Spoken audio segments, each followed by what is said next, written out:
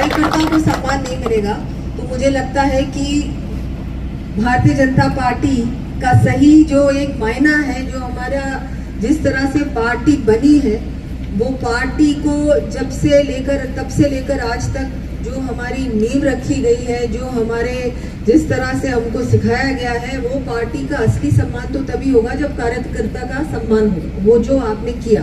तो ये बहुत बड़ी बात है। और आप लोगों के बीच इतने बड़े नेता हैं, आपको संभालते रहते हैं हर समय।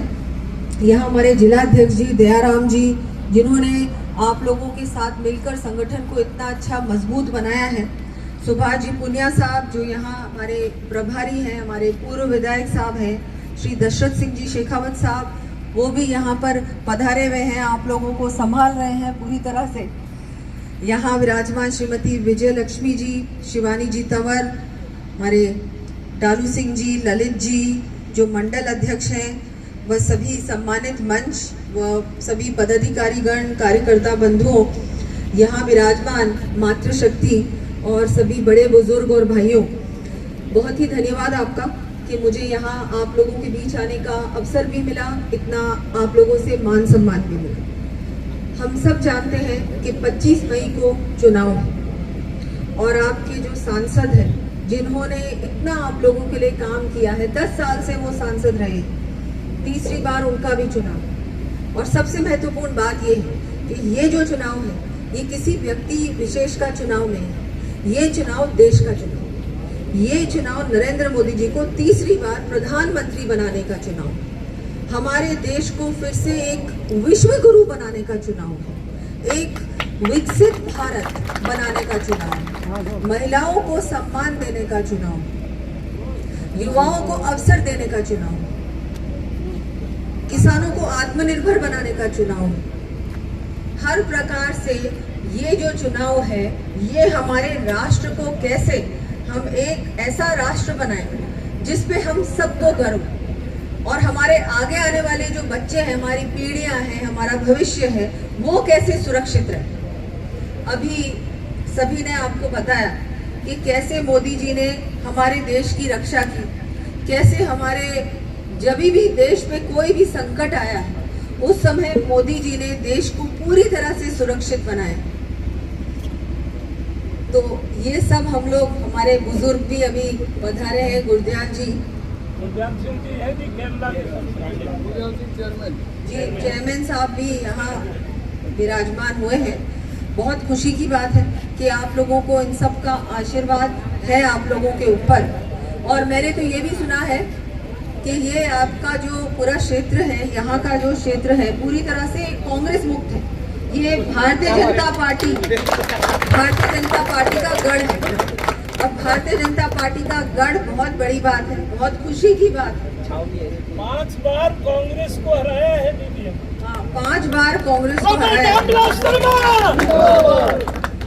और अभी आगे भी बहुत बार हराएंगे और पूरी तरह से कांग्रेस मुक्त भारत बनाएंगे, कांग्रेस मुक्त भारत बनाएंगे। और इस दिशा में हम सभी को चलना है। हम सब जानते हैं हमको करना क्या है। 25 मई को विशेषकर माताएं बहनें, आप सबको घर से बाहर निकलना होगा। आज भी आप इस धूप में मुझे सुनने आए हैं इतनी दूर से, तो मुझे विश्वास है कि आप लोग सब लोग 25 मई को अपने घरों से निकलकर पोलिंग बूथ तक जाकर वोट जरूर डालोगे ना। मोदी जी ने हमारा विशेष ध्यान रखा है।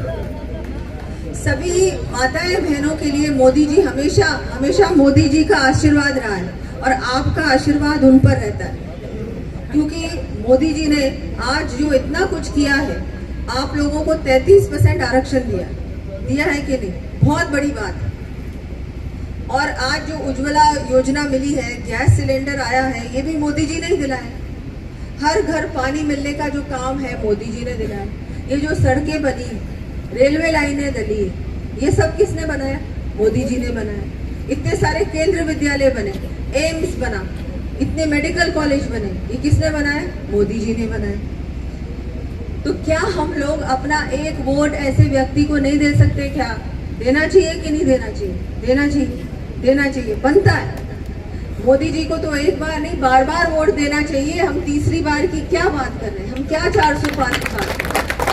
और और सामने कौन सा विकल्प है? कोई विकल्प नहीं। एक सिर्फ एक व्यक्ति है जो इस जो ये पद है, ये प्रधानमंत्री का जो पद है, ये ऐसा पद है जिसमें हर कोई नहीं बैठ सकता, उसके लायक बनना पड़ता है। और इन 10 सालों में मोदी जी ने आपको दिखाया कि मैं इस पद के लायक हूँ। मैं ये पद ऐसे नहीं मांग रहा हूँ कि मेरे को ये पद दे दो, नहीं। मोदी जी ने बोला कि मैं काम करूँगा, मेरा काम देखना, मैं गारंटी दूंगा। अगर मैं उस गारंटी पे खरा उतरता हूँ कि नहीं उतरता हूँ, उसके बाद मुझे वोट दो।